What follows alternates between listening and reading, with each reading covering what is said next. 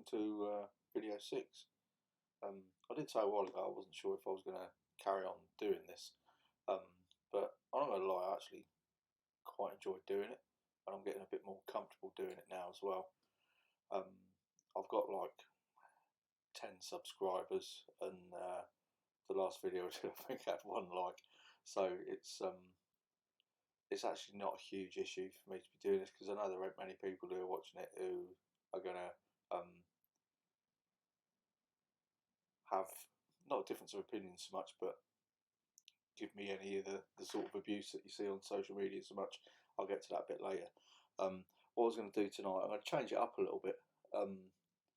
Obviously, primarily this is me talking about all things Arsenal, but at the moment there's not really a lot I can say that hasn't already been said by other people, so I'm not going to come on here and just do this just for the sake of it.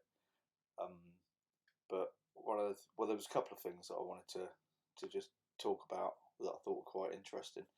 The transfer window. I mean, I've said before, I'm not the sort of person that watches a huge amount of other teams, so for me to talk about transfer targets and things, I don't really know enough to talk in depth about it, to be honest.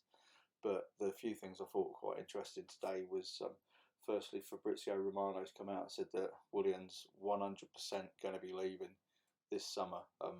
Probably not to stay in the Premier League, but go somewhere else. So it'll probably be America, I would imagine.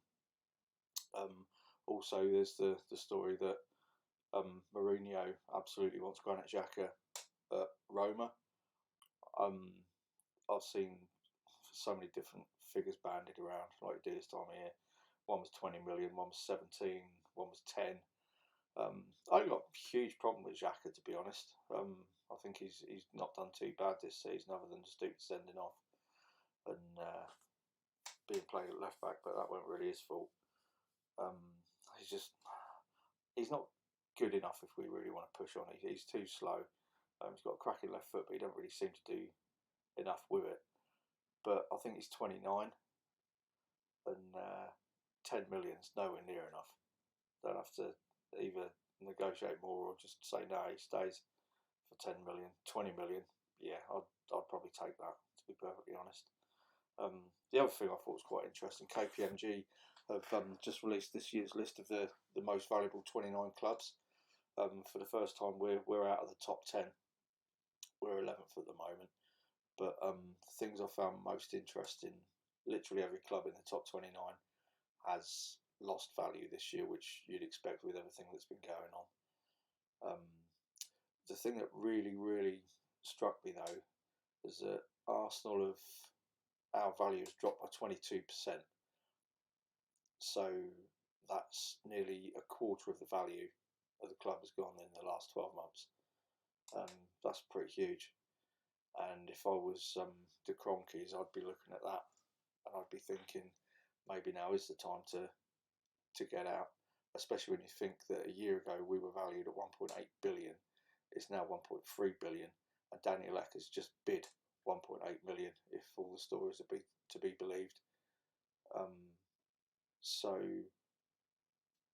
you could think that Stan Kroenke might be sat there and thinking, right, hang on a minute, we've just been offered £500 million more than what the club is now worth.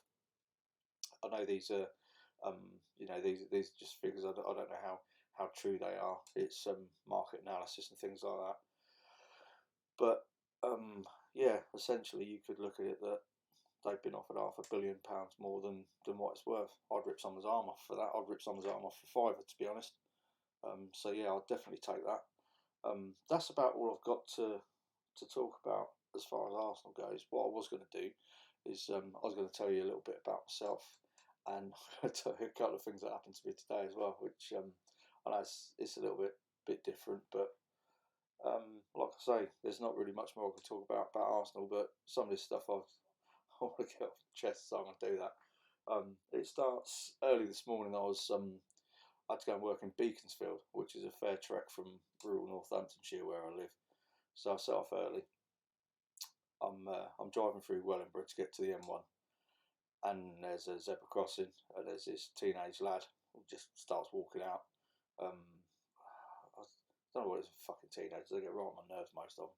And this lad, he's like, look at his phone. He's got his fucking floppy fringe all over his face. And he did look up from his phone briefly to just like look at me, sat in my car, and I thought I was going to nod or put his hand up or something. And he just like looked at me like that. And I just thought, well, that's fucking rude, firstly. Then I thought, maybe I won't fucking stop next time. And he just carried on walking. And he's there, looking at his phone as he walks. And he's carrying on crossing the road. And I sat there, I'm looking at him. And he's walking straight towards a lamppost. And I'm thinking, go on, mate, just do it. And you know what happened? He walked into the lamppost. I'm sat there pissing myself, and his reaction was the best thing, because he's walked into the lamppost, and then his first thing he's done is look around to see if anyone's seen him. Then obviously he's seen me sat in my car pissing myself, so he's waved at me. It's gone like that, and that's made me laugh even more. So I waved back, and I'm going like that, and happily drove along my way. And as I was driving off, I was thinking, that's one of the best starts I could have had to my day, and nothing else is going to faze me. Even if the day goes wrong, I've still got that to take home. And I just thought, today's going to be a good day. Then hour and a half later, I'm on the M25, and I was explaining I'm a photographer, and I photograph commercial architecture, which is why I was heading down to Beaconsfield. And mostly the sort of stuff I do is photography, 3D tours, and some drone footage as well. Now, when you're doing internal photography and 3D tours, other than the cameras that are used, the most important thing is the tripod. And as any professional photographer will tell you, you never go anywhere without your tripod. Except I'm driving on the M25, and all of a sudden, I've gone, tripod! I fucking left it at home, didn't I? And it literally ruined my work day. I had to pull over at the services, go on the internet, had a look at the local Argos to find another tripod, which was shockingly bad. It was still fucking 60 quid. But I figured what I'm going to do is I'm just going to order it, get it, and then take it back afterwards and say it's, bought it for my dad for his birthday. And he don't want it now. So yeah, I'm 60 quid down, but I'll be taking that tripod back. But yeah, that was work-wise, it was a pretty horrendous day, to be honest. And the reason that I've just waffled on about that, I mean, it's a little bit of a getting to know you thing, that's what I do for a job. But also, it did cause me huge anxiety. I was like, just driving along thinking, what the fuck am I going to do? I've travelled like over 100 miles to go and take some photos. It's not like I could just nip back home and actually get my tripod. But I suppose what I'm trying to get to is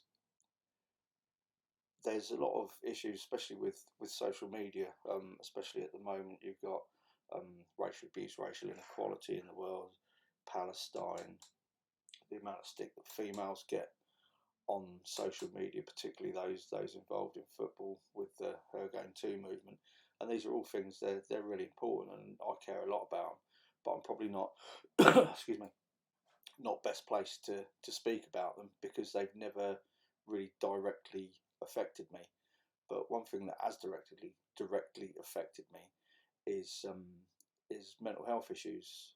I'm quite open about the fact I've suffered with depression and anxiety for well over a decade now. It's sort of thing. Mostly it's manageable, but then you get the odd day where it really kicks your ass.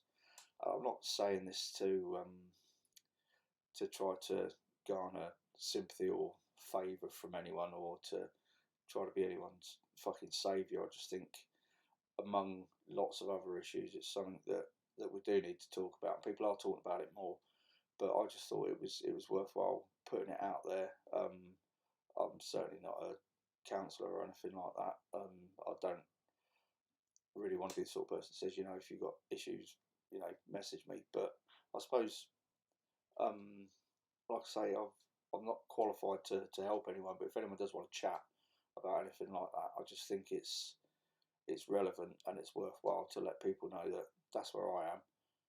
That's the sort of stuff that I've suffered with, and you know, it needs to be spoken about, and it is something that's relevant to me. It's something I've got experience of, and it's something that I can speak freely about. It's took me a long time to get to this point, but it's, you know, like I say, I'll keep repeating myself and waffling now, but it needs to be spoken about. Anyway, that's about it that I was going to say tonight. Like they say on the channels, drop a like and subscribe. I might at some point get like a nice banner and all the fancy graphics and all that. We'll see, but like I say, I'm enjoying doing this, so I'll probably keep doing it for a little while longer. All right, have a good evening. Bye.